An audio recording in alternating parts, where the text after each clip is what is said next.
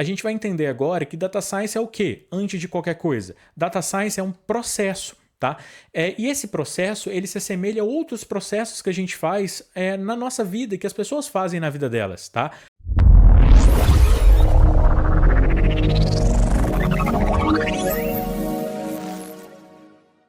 Então, eu vou dar uma analogia aqui agora, fazer uma analogia que ela é muito importante para você entender esse processo, então presta bastante atenção. Data Science se assemelha muito a um processo que o campo conhece muito bem, que é o processo de colheita do feijão. Não sei se vocês já viram como que o feijão ele é colhido. O feijão ele é colhido cheio de impurezas, ele é colhido cheio de coisas que não vão ser aproveitadas depois por quem vai consumir o feijão. Então, por exemplo, ele tem aquela casquinha, né? Aquela casquinha que quando o feijão seca, ela fica no feijão, que ela tem que ser separada do feijão depois. O feijão ele vem com pedras, ele vem com terra, ele vem com impurezas, coisas que não vão ser aproveitadas. Então, em Data Science é a mesma coisa. A primeira etapa de Data Science é algo que a gente chama de dados brutos. Os dados eles chegam com essas impurezas, com coisas que não vão ser aproveitadas, entendeu? E aí a gente fala o seguinte, que quando a gente entende que os dados vieram daquela forma, a gente passa por um processo de aproveitamento, de verificar o que vai ser aproveitado. Dentro da analogia do feijão, isso seria, por exemplo, o beneficiamento daquele feijão no sentido de limpar o feijão, de transformar ele em um produto, né, uma commodity, a depender do ponto de vista, é claro, mas dentro dessa analogia seria isso, e dentro da nossa analogia seria o aproveitamento desses dados. Como é que a gente aproveita isso?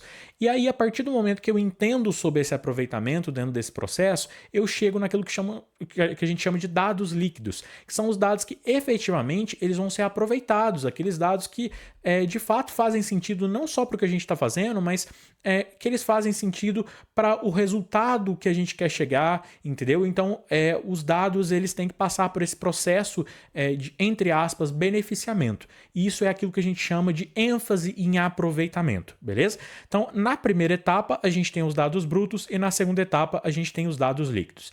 Depois que a gente tem esses dados que a gente de fato pode aproveitar, a gente chega numa etapa de conhecimento. Através de técnicas computacionais e estatísticas, a gente vai mostrar para o usuário interessado naqueles dados o que basicamente que é interessante que ele veja naqueles dados, o que é legal que ele olhe para os dados. Então é o processo de dar conhecimento àquilo que existe de característica naqueles dados para o usuário interessado naquele processo. Então é interessante a gente pensar o seguinte, que Data Science, né, a ciência de dados, ela atende a usuários. Quem são esses usuários?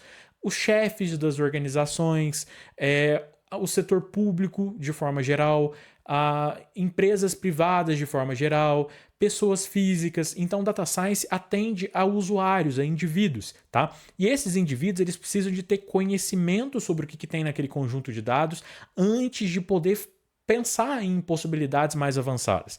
E aí, a partir do momento que esse conhecimento existe, seja do ponto de vista de um cientista de dados, de um analista de dados, tá?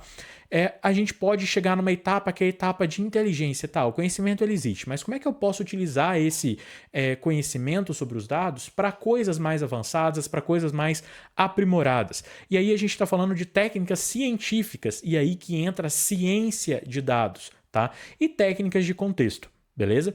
O que são técnicas de contexto? É pegar esses dados e colocar esses dados contextualizados. Então, à medida que a gente vai passar por essa formação, a gente vai aprender tudo isso. A gente vai aprender desde como é que a gente sai dos dados brutos, até chegar nos dados líquidos, até chegar nessa etapa de conhecimento, que aí para quem está mais acostumado um pouquinho com a estatística, sabe que dar conhecimento é trabalhar, por exemplo, com uma estatística inferencial um pouquinho mais básica, mas principalmente com a estatística descritiva, certo? E esse processo de inteligência é saber passar por essa estatística descritiva, obter coisas que são relevantes, saber fazer uma estatística inferencial mais avançada, entendeu? Tudo isso é trabalhar com inteligência em cima daqueles dados, tá? Então, Data Science é esse processo como um todo.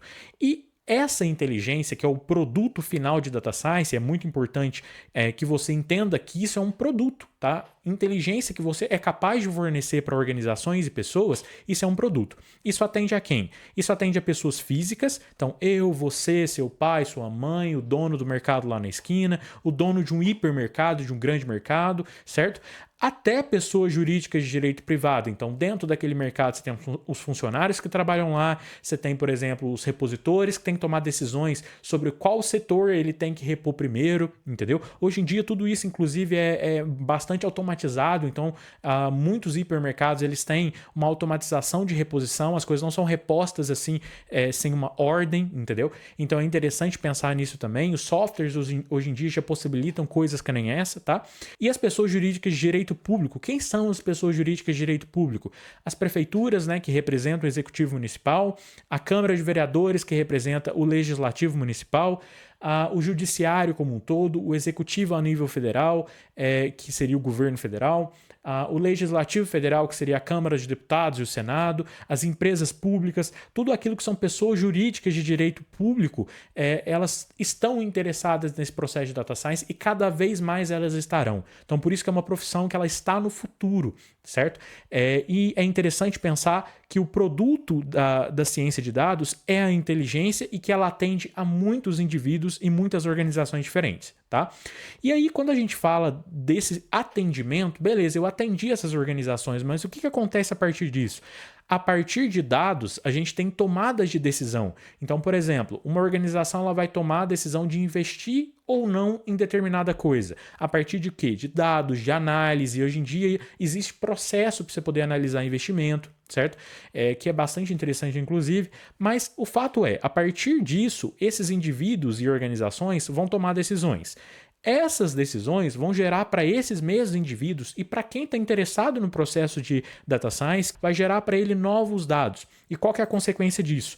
A otimização desse processo de data science. Ou seja, data science é retroalimentado pela própria ciência de dados, tá? Então é muito interessante pensar nisso como um fluxo e um processo, beleza? E aí, dentro dessa parte de data science como um todo, a gente tem uma figura que é muito importante, ao lado do analista de dados, ao lado do analista de BI, que é, na verdade, um analista de dados, entendeu? Ao lado do engenheiro de dados e de outras profissões relacionadas a dados hoje em dia, a gente tem a figura do cientista de dados. O cientista de dados, ele tem que entender de programação, ele tem que entender de manipulação e exploração usando a tecnologia. Isso não necessariamente envolve programação, por exemplo. Saber trabalhar com Excel é saber manipular e explorar dados usando a tecnologia. Então, por isso que a gente fala que a ciência de dados ela não é só a programação. A programação é uma ferramenta da ciência de dados. Qual ferramenta vai ser utilizada, isso pouco importa, desde que aquela ferramenta ela seja de fato útil dentro do processo de ciência de dados, tá? E aí a gente tem também outras habilidades, por exemplo, a matemática e a estatística que a gente comentou lá atrás, que são bastante relevantes, bastante fundamentais para poder entender de fato como que os dados eles se organizam tecnicamente falando, tá? Então são ferramentas muito importantes que a gente precisa de estudar, não é uma opção nesse caso. E a gente tem também as habilidades e as competências. Por exemplo, o raciocínio lógico é difícil falar de um cientista de dados que não entende de lógica, que não entende de raciocínio, tá? Estruturado, raciocínio bem fundamentado.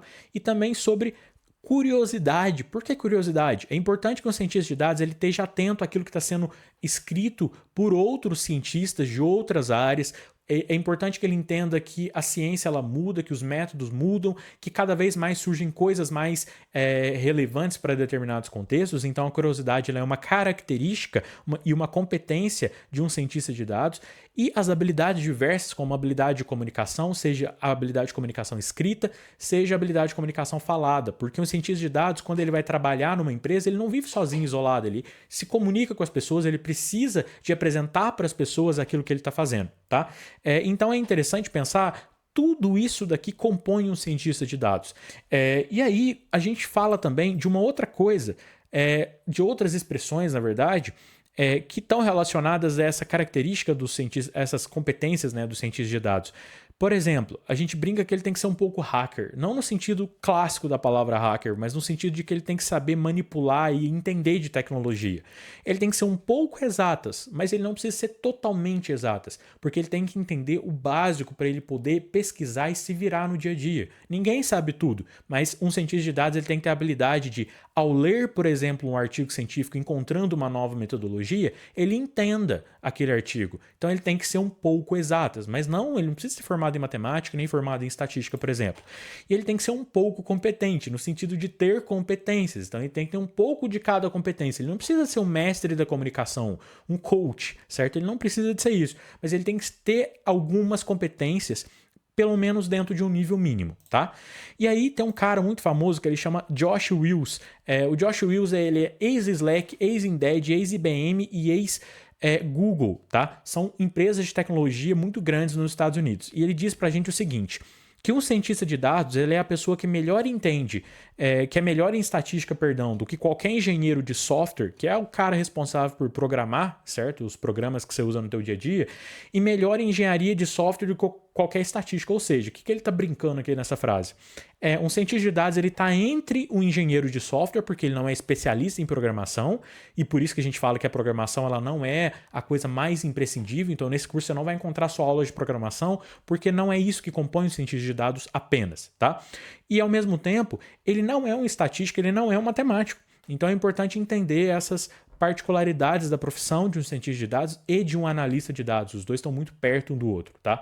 A diferença de um cientista de dados e de um analista de dados é que, no geral, um analista de dados ele não vai trabalhar tanto com modelagem de dados, ele vai trabalhar mais realmente com ferramentas um pouco mais simples, inclusive o de BI. O analista de BI é a mesma coisa. O Power BI, apesar dele ser muito famoso, ele, na verdade, é uma ferramenta muito mais simples do que as ferramentas que um cientista de dados trabalha no dia a dia, tá? Então, por isso que, uma vez que você passa pela parte de ciência de dados, para você chegar em análise de dados, você precisa estudar poucas coisas. Por exemplo, a parte de BI, que aí é uma parte um pouco mais específica, mas que quem sabe ciência de dados intuitivamente consegue aprender a profissão de um analista de dados também, beleza? E aí, o que a gente fala, né, que é trazer inteligência usando a ciência de dados? Primeiro, enriquecer dados e informações. As informações elas não vão chegar para você lá bonitinhas, certinhas, perfeitinhas. Não é assim que as coisas são e funcionam no mundo real. As informações elas têm que ser enriquecidas, né? Você tem que saber extrair as coisas daquele conjunto de dados que você está trabalhando ou dos conjuntos. Você tem que saber organizar os conjuntos de modo que a extração tua faça sentido. Então você tem que saber uma série de coisas. E aí quando a gente fala de enriquecer dados e informações, é essa habilidade de olhar para aqueles dados e pensar, nossa, mas o que eu posso fazer com isso? Quais são as possibilidades? O que não dá para fazer do jeito que as coisas estão agora? Eu tenho que modificar alguma coisa aqui? Será que eu tenho que modificar a estrutura, o formato? Então, é importante saber enriquecer dados e informações como parte da profissão de um cientista de dados. Depois, permitir novas formas de uso para aqueles dados. Então, entender de técnicas estatísticas, técnicas computacionais, técnicas matemáticas, de modo que você permita que aquilo seja visto de outra forma, tá? E isso também é uma competência muito importante de um cientista de dados. E, por fim, trazer competitividade e clareza a quem está interessado. Se é uma empresa que te procura, se é uma pessoa física que está te procurando, você tem que ser capaz de trazer coisas para ela. E essas coisas que elas buscam é competitividade, você entregar as coisas no prazo, você ser respeitoso, entendeu? E clareza, certo? Essa clareza ela está muito relacionada à parte de saber falar com as pessoas, mas não só, saber escrever principalmente, porque uma parte do trabalho de um cientista de dados dentro de uma organização é ser claro, certo? É entregar relatórios claros, entendeu? É saber como explicar para perfis diferentes, por exemplo, você não vai falar com o teu gerente da mesma forma que você fala com o diretor, entendeu? Você não vai fazer isso. Então, quando eu trabalhava, por exemplo, naquela central farmacêutica que eu comentei lá na aula 0, certo? Eu me comunicava tanto com gestores de alto nível quanto com o meu coordenador direto. E eram linguagens diferentes. Meu coordenador, por exemplo, ele era engenheiro, mecânico, certo? Então pensa, você trabalhar com dados e teu coordenador ser um engenheiro mecânico. São, assim, duas coisas que elas não têm absolutamente nada a ver, entendeu? E eu tinha que explicar para ele estatística de uma forma mais perto da matemática para ele poder entender, certo? Enquanto com o diretor, por exemplo, eu tinha que explicar o que eu estava trabalhando com uma forma mais perto da gestão, uma linguagem mais acessível para alguém que é de gestão e não para alguém que é da área técnica.